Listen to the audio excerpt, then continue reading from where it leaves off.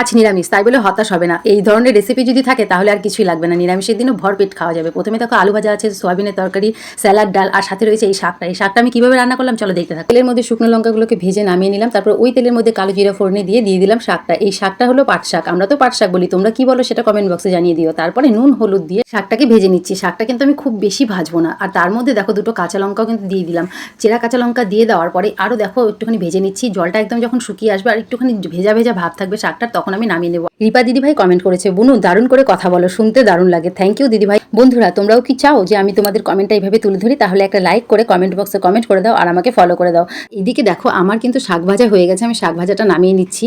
আর এই শাক ভাজা দিয়েই কিন্তু এক থালা ভাত খেয়ে নেওয়া যায়, তাই না বন্ধুরা? তাই আমি আর দেরি না করে এবার কিন্তু খাওয়ার নিয়ে বসে পড়েছি। আর শাক দিয়েই প্রথমে ভাতটা মেখে মুখে ভরে নিলাম। একদলা খেয়ে হলো না, আরও খেয়ে নিলাম। ওয়াও, দারুণ লাগছে বন্ধুরা খেতে।